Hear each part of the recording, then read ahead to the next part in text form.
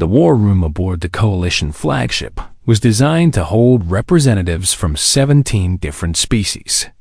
Ambassador Talvern of the Keshari stood at the holographic display, his forearms gesturing at the tactical projections with practiced grace.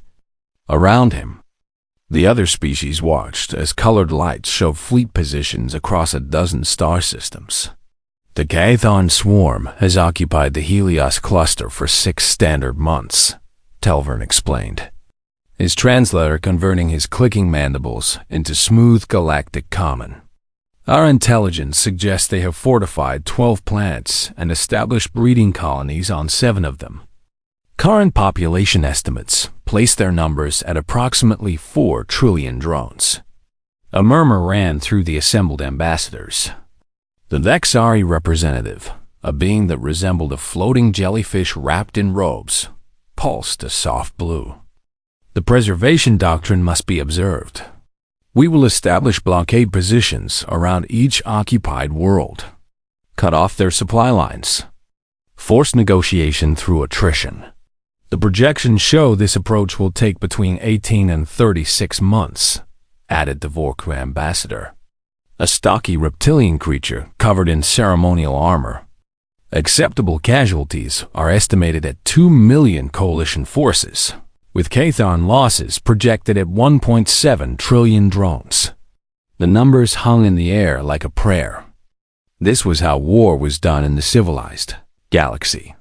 Slow, measured, with rules and protocols that minimized unnecessary death. The Galactic Council had fought wars this way for 12,000 years. And what does humanity contribute? Asked Talvern, turning to the small section of the room where the human delegation stood. There were only 3 of them. Admiral Victoria Chun, a woman with gray streaking through her black hair. Commander James Park, a younger man with calculating eyes. And Dr. Sarah Kim, the diplomatic attaché who looked profoundly uncomfortable in her formal uniform. The Human Defense Fleet is sending the HDF's Terrible Swift, Admiral Chun replied. Her voice was flat, without the elaborate courtesies the other species employed. Silence filled the room. 1 ship. Humanity was sending 1 ship to a coalition effort that involved 600 vessels. Talvern as antennae twitched in what the humans had learned was barely concealed disdain. A single dreadnought. How generous. It's what we can spare, Chine said simply. The Vexari pulsed a dismissive orange. Then humanity will take positions in the rear support fleet. You may assist with supply coordination and medical evacuation. Chun nodded once. She didn't argue. She didn't explain. She simply accepted the assignment and sat down. Dr. Kim leaned over to whisper, Admiral, perhaps we should explain our actual. No, Chun interrupted quietly. Let them see. The coalition fleet deployed according to the plan. It took 3 weeks just to move all 600 ships into position. The blockade formations were textbook perfect, exactly as prescribed by the preservation doctrine. Supply routes were identified and cut. Communication channels were established for eventual negotiation. The Gaethon responded by fortifying their positions and accelerating their breeding programs. Trillions more drones began gestating in the occupied world's depths. The human ship, the Terrible Swift, took its assigned position in the rear lines, exactly where it was told to be. For 48 hours, it simply watched. Its sensors swept across the Gaethon positions with methodical precision. It made no aggressive moves, launched no attacks. The other coalition species barely paid it any attention. On the 3rd day, the Terrible Swift sent a message to Admiral Chun's personal quarters aboard the coalition flagship. She read it, stood up, and walked to the communication center.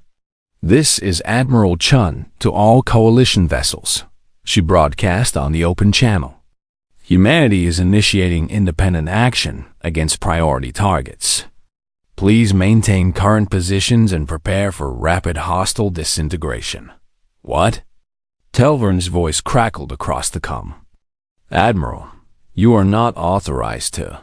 The transmission cut off as the terrible Swift vanished from its position. The human dreadnought had jumped into slipstream, disappearing from all sensors. 12 minutes later, it reappeared deep inside Chthon space, 40,000 kilometers from the primary hive world. Point defense systems on the planet immediately opened fire, filling space with enough ordnance to vaporize a fleet. The terrible Swift didn't dodge. It didn't need to. Its shields, built on principles the other species had deemed excessive, absorbed the incoming fire without flickering.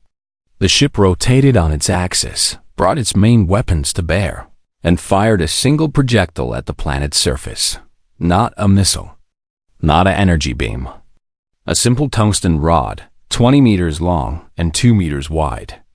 Accelerated to a significant fraction of light speed, it hit the planet's crust with the force of a small nuclear weapon, punching through 40 kilometers of rock and dirt to reach the chamber where Queen Mother Jiai directed her swarm. The kinetic impact turned the entire chamber into superheated plasma. The Queen died without ever knowing she was under attack. The terrible Swift jumped again before the Chthon could organize a response. It appeared near the secondary hive world. Another rod. Another precise strike. Queen Mother Tekris died while giving birth to her 100,000th daughter. Jump. Strike. Jump. Strike. The third queen died in her feeding chamber. The fourth died in her throne room, surrounded by honor guards who couldn't stop a weapon that fell from the sky at relativistic speeds. 72 hours after the terrible Swift had left its assigned position, it returned. Its shield showed minor damage. Its ammunition reserves were down by exactly 8 rods. All 4 Queen Mothers of the Chthon swarm were dead. Across the occupied worlds, chaos erupted. 4 trillion drones, bred and conditioned to follow the psychic commands of their queens, suddenly found themselves completely alone in their own minds. Some self-terminated immediately, their programming unable to cope with independent thought. Others fled in random directions, seeking queens that no longer existed. A few, the oldest and most experienced, tried to establish new hierarchies. But without the queen's unifying presence, they simply fought each other. Within a week, the Chthon swarm had ceased to exist as a military threat. Their occupied worlds were abandoned. Their fleets scattered into deep space. The greatest aggressive expansion in recent galactic history was over. The Coalition fleet hadn't fired a single shot. Ambassador Telvern stood in the war room, staring at the tactical display where green markers showed Chthon vessels fleeing in every direction. His forearms hung limp at his sides. What have they done? He whispered. Admiral Chun stood before the Galactic Council 3 days later, in chambers designed for judgment. 17 species had representatives present. They did not look pleased. You have been summoned to answer for crimes against the honorable conduct of warfare, Telvern announced formally. The charges are as follows: assassination of legitimate military commanders, failure to provide opportunity for negotiated surrender, excessive use of force, and conduct unbefitting a civilized species. Chum stood at attention, her hands clasped behind her back. She said nothing. 4 sentient beings are dead by your direct action, continued the Dexari representative, pulsing a deep, mournful blue. Queens who could have been negotiated with. Mothers who could have chosen peace. You murdered them from orbit without warning, without mercy, without honor. Do you deny these charges? Asked Telver. No, Chum said simply. I don't deny any of it. The chamber erupted in clicking, humming, and pulsing as the various species expressed their outrage in their native forms. Chum waited for silence. When it finally came, she spoke. You would have besieged them for years. Your own projections said 18 to 36 months. 2 million coalition casualties. 1.7 trillion Chthon drones ground into dust, starved into submission, or killed in desperate breakout attempts. She paused. Tell me, which is crueler? My way, or yours? Your way is barbaric, the Vorquin ambassador hissed. My way is efficient, Chun countered. 4 deaths instead of trillions. 72 hours instead of years. The war is over. Your soldiers are alive. Their soldiers are alive. Everyone goes home. But without honor, Telvern said quietly. Without dignity. Without the rules that make us civilized. Chun looked at each of them in turn. Your rules make you feel civilized while you kill. That's all they do.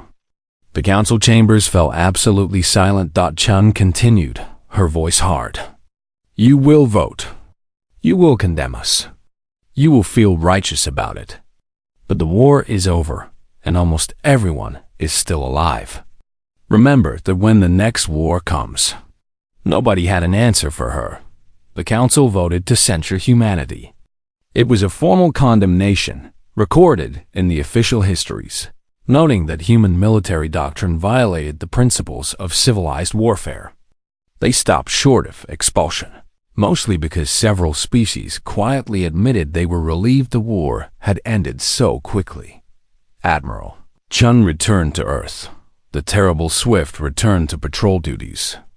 And the galaxy tried to forget how uncomfortable the whole situation had made them feel. 3 months later, the Vodran Collective made their announcement. It came simultaneously to every system in the council space. Broadcast on all frequencies in flawless galactic common. The message was simple and absolute. We are the Vodran Collective. We have achieved perfect crystalline consciousness. Biological life is chaos. Biological life is corruption. We will cleanse the outer reach sector of this impurity.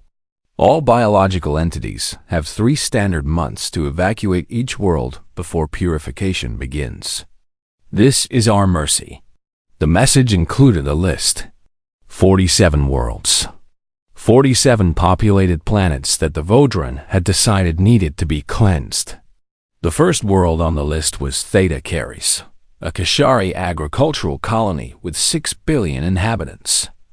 Ambassador Telvern stood before the emergency council session, his antennae drooping with exhaustion. The Vodran have given us time. This is unprecedented. We can evacuate. We can negotiate. 3 months to move 6 billion beings? The Vexari representative pulsed a skeptical yellow. Impossible. Then we move as many as we can, Telvern insisted. And we talk to them. We make them understand that biological life has value. And if they don't listen? Ask the Vorquin ambassador. Then we prepare defensive measures. But we do this properly. With honor. With dignity. The vote was unanimous. The galaxy would handle this crisis the civilized way. Humanity sent an observer. Dr. Sarah Kim sat in the back of every session, taking notes and saying nothing. When ambassadors asked for human military support, she politely declined, stating that humanity was still under censure and didn't want to violate council protocols. They seemed relieved. The evacuation of Theta Caris began. Transport ships arrived from a dozen systems, working around the clock. They managed to evacuate 2 million beings in the first month. It was an incredible logistical achievement. Telvern gave speeches about the unity of the council and the triumph of cooperation. On day 91, the Vodran purification fleet arrived at Theta Caris exactly on schedule. Their ships were geometric perfection, crystalline structures that refracted light into painful colors. They waited precisely 3 hours to ensure all evacuation vessels had left the system. Then they burned the world. The process took 6 hours. Directed energy weapons superheated the atmosphere until it ignited. Oceans boiled. Mountains melted. By the time the Vodran fleet departed, Theta Caris was a glass sphere, still glowing red with residual heat. 5,998,000,000 Kishari died. They died in their homes, in their shelters, in underground bunkers they thought might protect them. The heat was so intense that nothing survived. The council met in emergency session. Telvern stood at the podium, his voice translator barely functioning through his grief. Two of his clutchmates had been on Theta carries. "We must try harder," he said. "The next world is Poros Minor. We have 3 months. We can save more this time."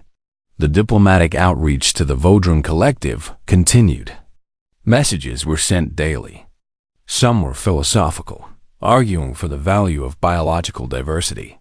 Others were practical, offering the Vodran uninhabited worlds they could have instead. A few were desperate pleas for mercy. Every message received the same response. Biological life is chaos.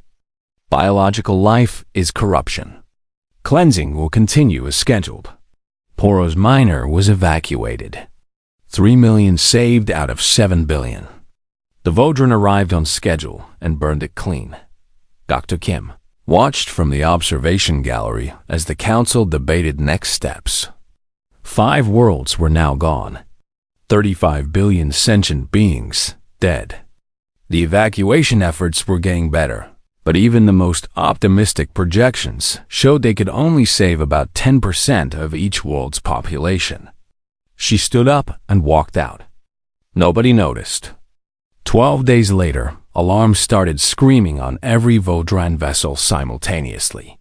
The collective operated as a true hive consciousness. Every Vodran crystal shared thoughts instantaneously across quantum-entangled networks. They achieved perfect consensus on all decisions because every individual was literally connected to every other individual. They had no concept of disagreement because they had no concept of separate thoughts. The virus that human special operations had introduced into their communication network was elegantly simple. It didn't destroy data. It didn't shut down systems. It just asked questions. Is biological chaos inherently negative, or does chaos represent necessary diversity? If perfect order is the goal, why does crystalline structure require specific geometric patterns rather than uniform smoothness? Does the act of cleansing introduce chaos into perfect crystalline consciousness through the memory of biological imperfection?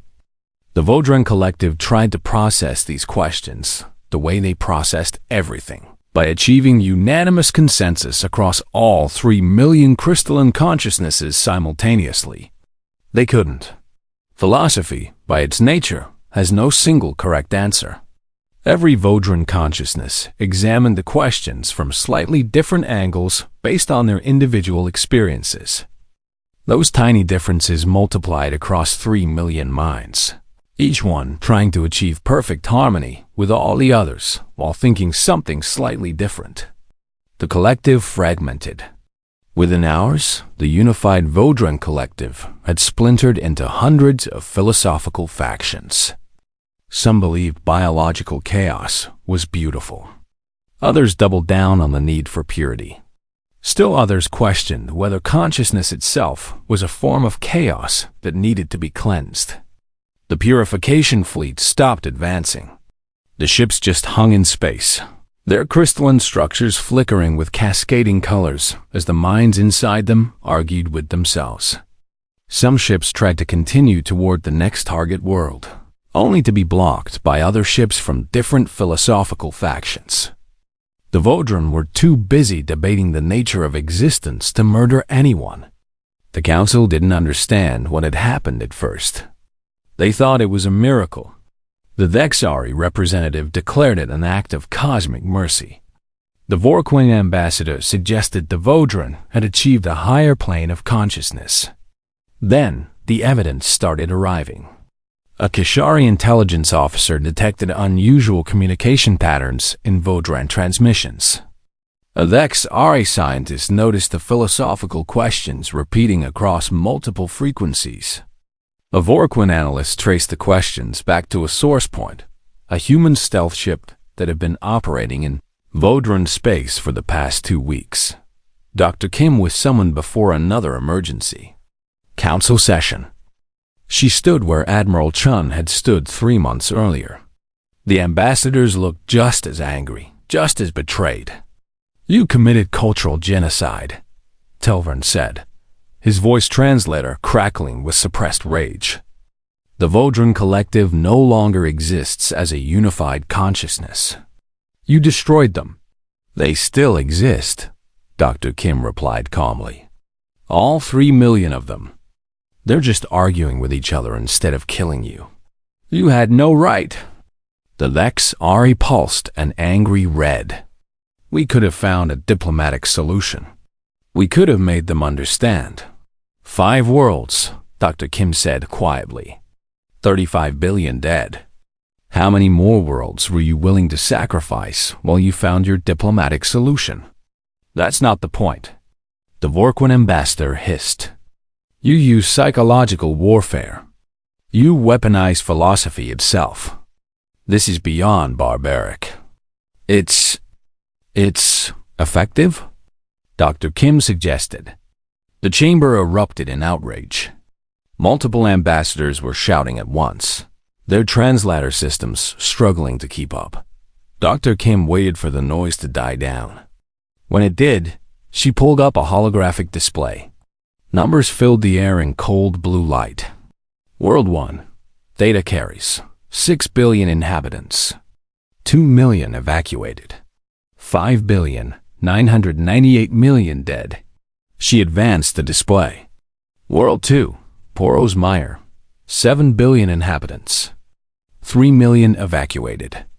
6,997,000,000 dead. She continued through all 5 worlds. The numbers grew larger with each one. Total deaths, 35,143,000,000 souls. She paused. The Vodran collective numbers 3 million total. Their consciousness is fragmented, yes, but they all still exist.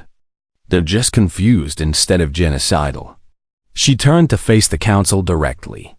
"You tell me which number matters more. 35 billion dead or 3 million confused?" "It's not about numbers." Telvern's voice cracked. "It's about doing things the right way.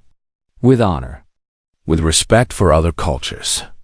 Your honor got 35 billion people killed," Dr. Kim said flatly. "And you were preparing to let it kill billions more." The Dex Ari representative pulsed a deep, sorrowful blue. "You don't understand. Without the rules, without the protocols, we're no better than animals. Civilization requires that we fight honorably, even when it's harder. Especially when it's harder." Dr. Kim looked at each of them in turn. Her voice, when she spoke, was gentle but unyielding. "You're not honorable. You're comfortable. You've built rules that let you feel good about yourselves while people die. You call it civilization. I call it cowardice dressed up in philosophy." She pulled up another display. This one showed projections. "If we've done nothing, the Vodran would have cleansed 47 worlds. Your evacuation efforts would have saved maybe 4 billion total. That's 400 billion dead. 400 billion souls burned away while you maintained your dignity." The numbers hung in the air. Nobody spoke. "The Vodran still exist," Dr. Kim continued. "Their culture still exists. It's just having an internal argument instead of an external genocide. They're alive. The people on the next 35 worlds are alive. Everyone is alive, except the ones you let die while you followed your protocols." Telvern's antennae drooped. "It's still wrong. What you did is still wrong." "Maybe," Dr. Kim admitted. "But everyone is still breathing. Can you say the same about your way?" The council voted to condemn humanity again. This time, the margin was narrower. Some species abstained. A few voted against the condemnation, entirely species who had lost worlds to the Vodran, who had watched billions of their people die while the council talked. The galaxy was starting to fracture. not along political lines, but along philosophical ones. A question was spreading, whispered in diplomatic channels and debated in public forums. Is it more merciful to kill efficiently or to kill honorably? Nobody had an answer yet, but everyone was starting to choose sides. The philosophical debate spread across the galaxy like fire through dry grass. It started in academic circles, where scholars wrote papers with titles like The Ethics of Expedient Violence and Preservation Doctrine in a Post-Human Context. Then it moved to public forums, where ordinary citizens argued about the value of honor versus the value of lives. Some species remained firmly committed to the old ways. The Dexari published a joint statement signed by 10,000 philosophers, all agreeing that civilization itself depended on fighting honorably, even when honor was costly. The Vorquin military academies doubled down on teaching the preservation doctrine, insisting that shortcuts in warfare led to moral decay. But other voices were growing louder. Kishari mother, who had lost 3 children on Theta Caris, wrote an essay that went viral across 17 systems. They tell me my children died with honor, she wrote. I would rather they lived with shame. Honor cannot hold my children. Honor cannot hear them laugh. Honor is a word the living use to feel better about the dead. A Dexari philosopher named Kelvasa, elderly and respected, published a response to her own people's statement. She had lost her entire family line, mate, children, grandchildren, in a war that had lasted 30 years. A war fought honorably, according to all the rules, with proper protocols and measured responses. A war that could have ended in 3 months if anyone had been willing to do what was necessary. Her treatise was titled The Comfort of Killing Slowly. It became required reading in universities across a dozen systems. We call ourselves civilized because we kill with dignity, she wrote. We establish rules for warfare, protocols for engagement, limitations on weapons and tactics. We do this, we say, because it separates us from savages. But I propose a different truth. We do this because it allows us to kill without feeling like killers. We extend suffering across years instead of days, and we call it honor. We sacrifice millions instead of thousands, and we call it civilization. We are not merciful. We are merely comfortable with our own cruelty because we have dressed it in ceremonial robes. The essay's conclusion was devastating. Humans simply end it. They do what is necessary without pretending it is noble. They bear the moral weight we refuse to carry. And perhaps that is the true burden of civilization, not fighting honorably, but being willing to do dishonorable things so others may live. The galaxy was tearing itself apart over the question. Protests erupted on council worlds. Some demanded humanity's immediate expulsion. Others demanded the council adopt human military advisors. Student movements on a dozen planets called for reform of the preservation doctrine. Ambassador Telvern found himself at the center of the storm. Half his own people praised him for standing firm on Kishari principles. The other half called him a coward who had let billions die, rather than abandon his comfortable philosophy. Thought he stopped sleeping well. At night, he dreamed of Theta Caris burning. The council was scheduling yet another vote on the human question. When the emergency broadcast arrived, it came from the outer rim, from the deep space monitoring stations that watched the darkness beyond explored space. The message was short and terrible. Unknown vessels detected.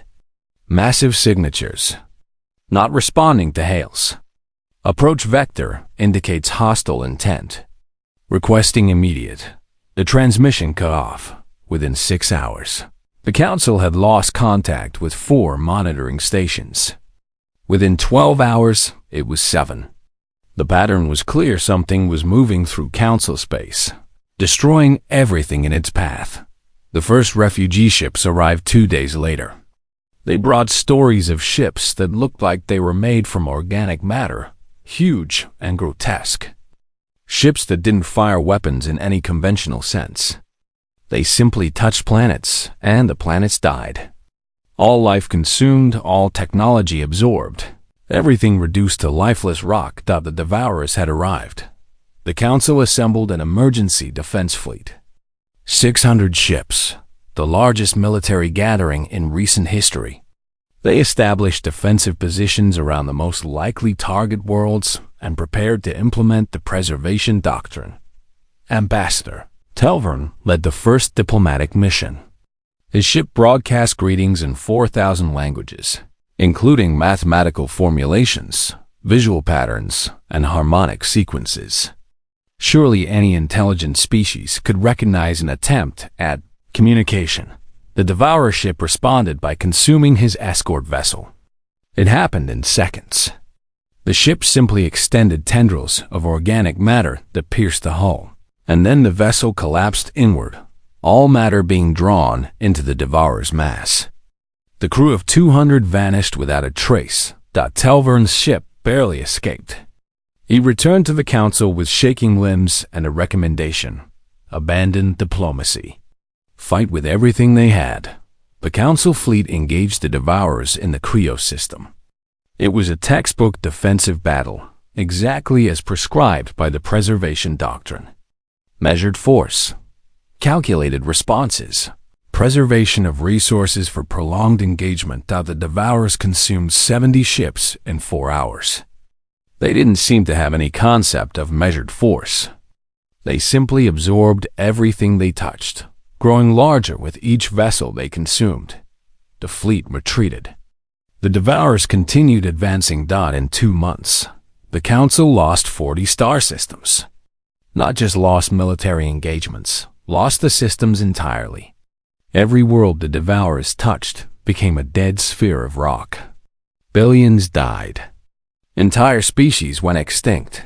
The galaxy was facing annihilation. Dr. Kim attended the emergency council session as humanity's sole representative. She sat quietly while ambassador after ambassador stood up to report losses. The Kishari had lost 3 colony worlds. The Vexari had lost their agricultural sector.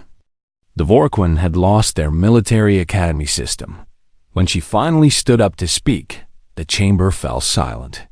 Humanity can help, she said simply. Your help comes with a price, Telvern replied. His voice was hollow. He looked like he had aged a decade in 2 months. It always does. Yes, Dr. Kim agreed. The price is that you give our fleet complete operational freedom. You don't question our methods. You don't convene tribunals afterward. You don't condemn us for doing what needs to be done. And if we refuse? The Vexari representative pulsed a dim, exhausted blue. Then you fight them yourselves. You do it honorably, by all the rules, and you die with dignity. All of you. The chamber was quiet enough to hear the environmental systems humming. What will you do? Asked Telvern finally. Whatever works, Dr. Kim said. I won't lie to you. It will be ugly. It will be something you'll want to condemn. But everyone who can be saved will be saved. The vote took 3 hours. Species argued. Some walked out rather than vote. In the end, it passed by a narrow margin, narrow enough that it was legally binding, wide enough that humanity had the authority they needed. Dr. Kim sent a single encrypted message back to Earth. Authorization received. Execute protocol desperate measures.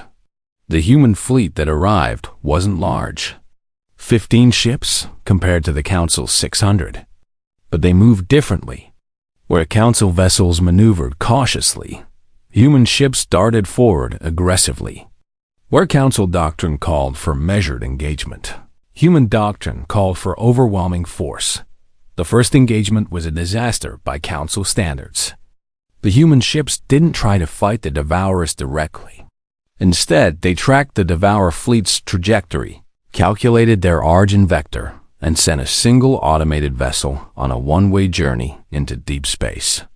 What are they doing? Telvern asked, watching the tactical display. I don't know, Dr. Kim admitted. They don't tell me everything. The automated ship jumped into slipstream and vanished. The Council fleet watched the Devourers continue their advance, consuming 2 more systems while everyone waited for humanity to do something.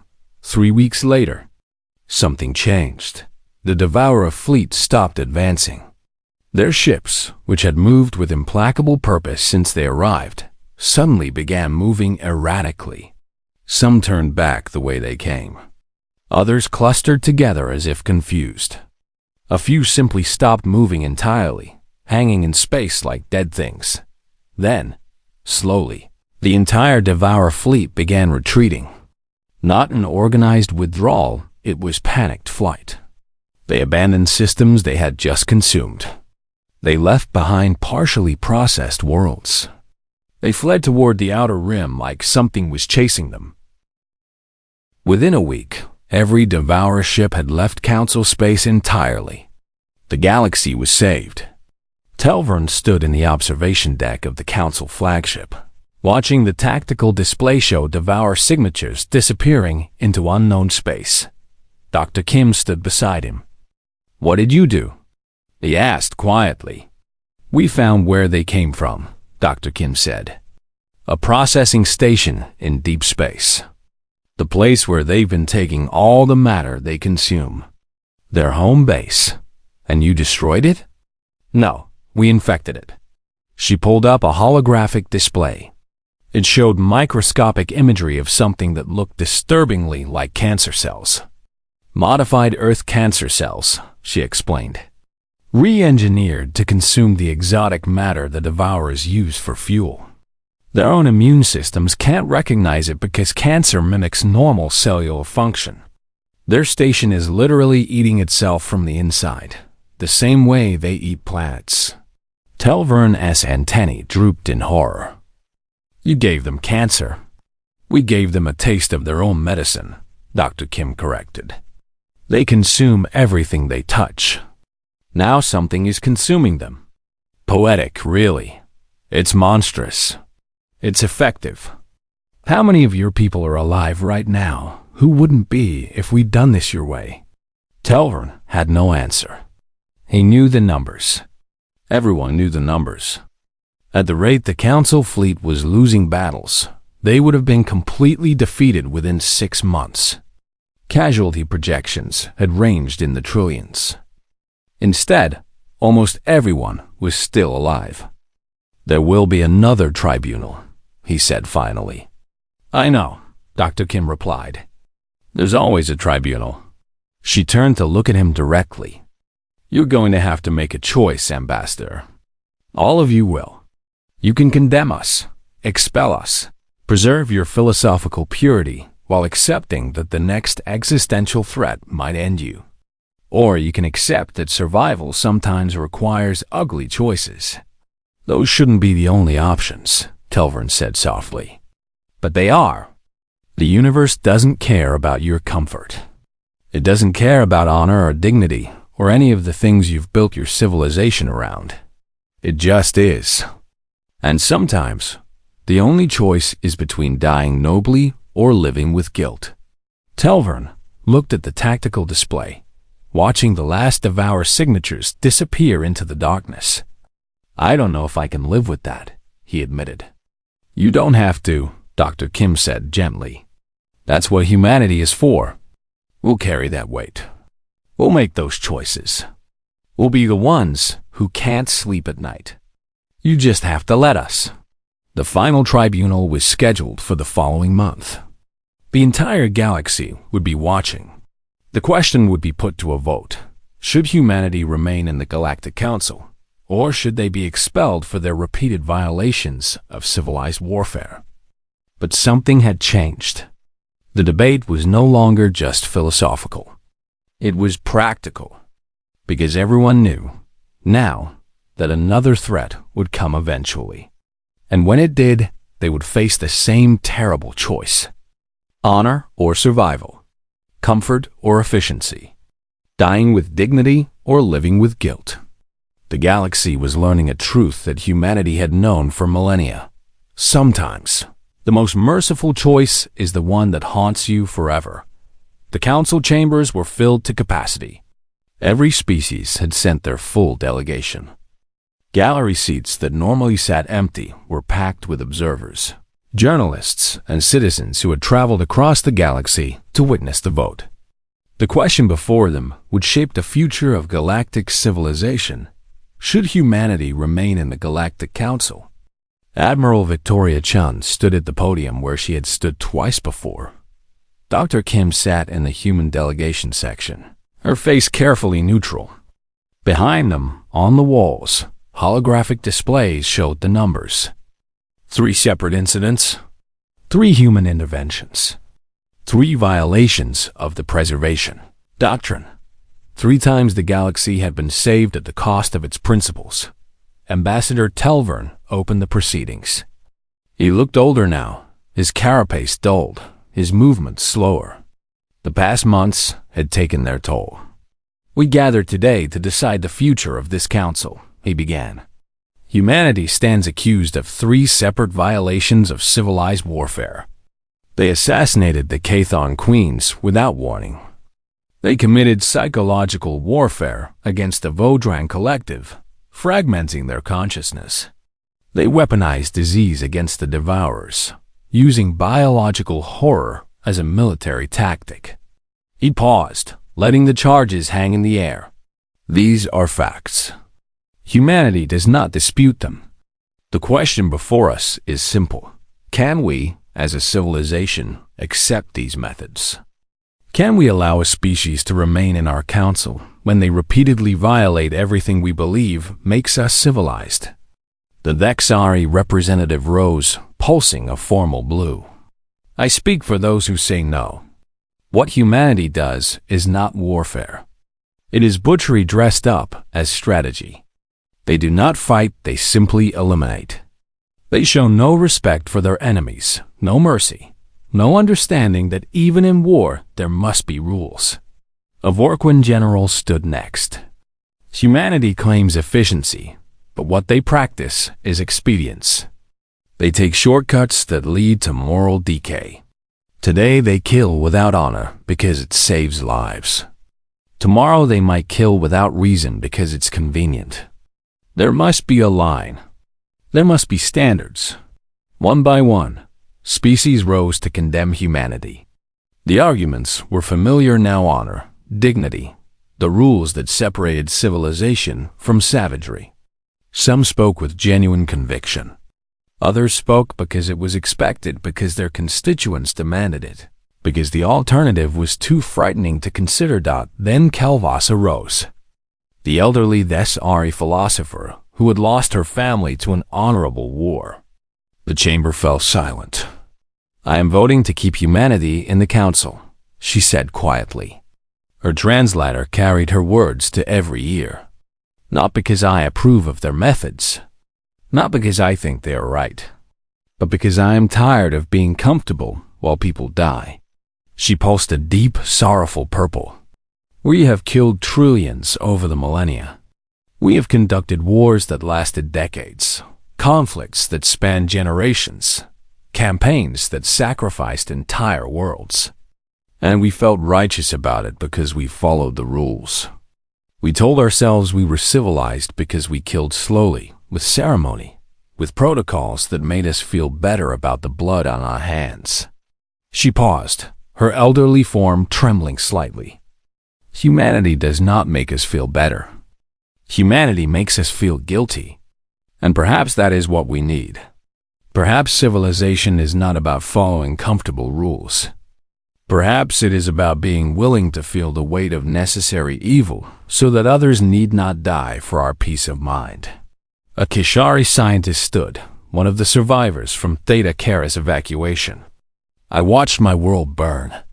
I watched 5 billion of my people die while the council followed proper protocols. I do not forgive humanity for what they did to the Vodran, but I am alive to not forgive them. My children are alive. That matters more than my comfort." The debate continued for hours.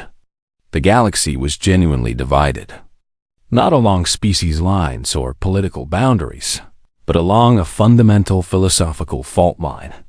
Was survival worth the cost of honor? Finally, it was Admiral Chun's turn to speak. She stood at the podium, her gray-streaked hair pulled back, her uniform immaculate. She looked tired but unbowed. "I'm not going to apologize," she began. "Not because I think what we did was right, but because apologizing would be a lie. I would do it all again. Every time." Without hesitation, a murmur ran through the chamber. Chun waited for silence. "You want to know why humans prefer cruel efficiency? I'll tell you. It's not because we're barbaric. It's not because we don't understand honor. It's because we learned a long time ago that honor is a luxury purchased with other people's lives." She pulled up a holographic display. Earth appeared, spinning slowly, showing different regions highlighting in red as she spoke. "We had a war once. We called it World War II. 60 million dead. We fought honorably at first, following rules of engagement, respecting conventions. And people died by the millions while we maintained our dignity." The display shifted, showing a mushroom cloud rising over a city. "Then we built a weapon so terrible, so absolutely horrifying, that using it was unconscionable by every measure of civilized warfare. A single bomb that could destroy an entire city in seconds. We had a choice. Continue fighting honorably for years, with millions more deaths, or do something unforgivable and end it immediately." She looked at the assembled ambassadors. "We chose the unforgivable. We killed 200,000 people in seconds. And the war ended.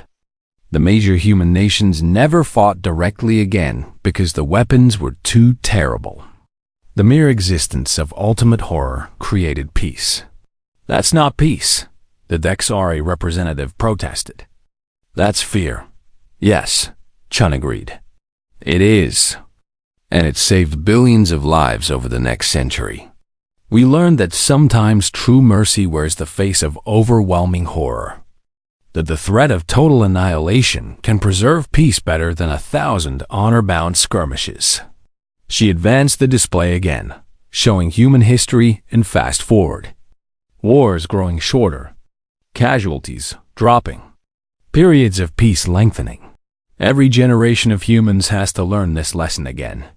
That quick wars are more merciful than long ones. That decisive action saves more lives than prolonged struggle. That efficiency in violence, as terrible as it sounds, means less total suffering. Chen's voice hardened. "You call us barbaric because we kill swiftly. We call you cruel because you kill slowly and pretend it's noble. The difference is that we know what we are. We carry the moral weight of our choices. We don't hide behind philosophy." Ambassador Telvorm stood. "But where does it end, Admiral? If efficiency is all that matters, if rules mean nothing, then what stops you from becoming the next devourers? What stops humanity from deciding that the most efficient solution is to eliminate anyone who disagrees with you?" Chun met his eyes. "The same thing that's always stopped us. We know what we're capable of, and it terrifies us. Every human who serves in our military learns our history. Every commander studies the wars we've fought, the lines we've crossed, the prices we've paid. We don't forget. We don't let ourselves forget." She pulled up one final image. It was a memorial on Earth, covered in names. Millions of names. "This is our nuclear memorial. Every person killed when we used those weapons. Their names are carved in stone. Every human officer has to visit it before they receive their commission. They stand there and read names until they understand what efficiency costs." Chun's voice dropped to barely above a whisper. "We don't sleep well at night, Ambassador. We carry the weight of every choice we make. And maybe that's the point. Maybe the species willing to bear that burden, to make terrible choices and live with the consequences, is the species that should make them. Because we never forget that efficiency has a human cost." The chamber was absolutely silent. Telvern sat down slowly. He looked at the memorial image, at the endless cascade of names. He thought about Theta Caris burning, about the Vodran fragmenting, about the Devourers fleeing into darkness. He thought about how many names would be on a memorial for all the beings who were still alive because humanity had acted. "We will vote," he said finally. The vote took an hour. Every species cast their decision privately, their choice recorded and sealed until all votes were collected. The galaxy held its breath. When the results were displayed, the chamber erupted in noise. The vote was not unanimous. It wasn't even overwhelming. But humanity would remain in the Galactic Council by a margin of 58 to 42%. Barely more than half the galaxy had decided that survival was worth the cost of their principles. Ambassador Telvern stood to deliver the official statement. By the authority vested in this council, humanity will remain a member species. However, the following conditions apply. He read from a document that had been hastily drafted after 3 days of negotiation. Human military doctrine will not be adopted by the Council as standard practice. The preservation doctrine remains the official approach to warfare for all Council species. However, in cases of existential threat, where conventional methods have proven ineffective and extinction is imminent, the Council may vote to authorize human military intervention. He paused, letting the implications sink in. Humanity will serve as what we are calling the measure of last resort. They will be the option we choose when every other option leads to annihilation. They will be the terrible necessity we invoke when the alternative is extinction. Telvern looked at Admiral Chun. "Can you accept this? Can you live with being the galaxy's last desperate option?" Chun stood at attention. "Yes, Ambassador. We've been living with worse for a long time." The session ended. Delegates filed out slowly, some celebrating, others in mourning. The galaxy had fundamentally changed, though it would take years to fully understand how. Dr. Kim found Admiral Chun in the human quarters hours later. The Admiral was staring out the viewport at the Council Station's rotating section, watching ships come and go. "How do you feel?" Dr. Kim asked. "Tired," Chun admitted. "We won, if you can call it that. We get to stay and be the monsters they call when they need someone to do their dirty work. Is that so different from what we've always been?" Chun shook her head. "No, I suppose not. Humans have always been the ones willing to make hard choices. We've just never had this many people depending on us before." She pulled up a datapad, showing casualty estimates from the 3 crises. Chthon War, 4 lives lost instead of trillions. Vodran genocide, 3 million confused instead of hundreds of billions dead. Devourer invasion, 0 council casualties after intervention instead of projected extinction. The math is clear. The guilt is clear too, Dr. Kim added softly. "Yes," Chun agreed. "But that's the price. Someone has to carry it. Better us than them. At least we're honest about what we are." They stood in silence, watching the ships move through space. Somewhere out there, the galaxy was learning to live with an uncomfortable truth. Somewhere, species were debating whether they had made the right choice. Somewhere, philosophers were writing papers about the ethics of desperate measures. But everyone was still alive to have those debates. Admiral Chun pulled up the nuclear memorial image again, the one she had shown the Council. She read a few names silently, a private ritual she performed every time she made a command decision. "The galaxy will call on us again," she said finally. "Some new threat will emerge, and they'll have to decide whether to die honorably or win dishonorably. And we'll be there, ready to do what needs doing. And they'll condemn us for it afterward," Dr. Kim said. "Probably," Chun agreed. "But they'll be alive to condemn us. That's what matters." She closed the memorial image and straightened her uniform. "Come on. We should head back to Earth. I need to brief the Defense Committee on our new role as the galaxy's guilty conscience." As they walked toward the docking bay, Dr. Kim asked one final question. "Do you think we're doing the right thing?" Chun stopped walking. She considered the question for a long moment. "I think we're doing the necessary thing," she said finally. "Right and wrong are luxuries for people who aren't staring at extinction. We deal in survival and consequences. Let the philosophers decide if that makes us heroes or monsters. And if they decide we're monsters?" Chun smiled grimly. "Then we'll be the monsters who keep them alive long enough to make that judgment." They boarded the ship and departed, leaving the council station behind. The galaxy spun on, changed forever by the presence of a species that preferred cruel efficiency to comfortable honor. Humanity had learned long ago that sometimes the most merciful choice is the one that haunts you forever. Now the galaxy was learning it too. And somewhere in the darkness between stars, the next threat was already forming. When it came, the galaxy would face its choice again: die with honor or live with guilt. But at least they would have a choice, because humanity would be there, ready to do what was necessary, ready to carry the weight that others could not bear. The galaxy had learned why humans prefer cruel efficiency, not because they were monsters, but because someone had to be willing to become one to ensure that everyone else could remain civilized. That was the burden humanity carried, and they carried it alone in the darkness, so that the rest of the galaxy could sleep peacefully in the light.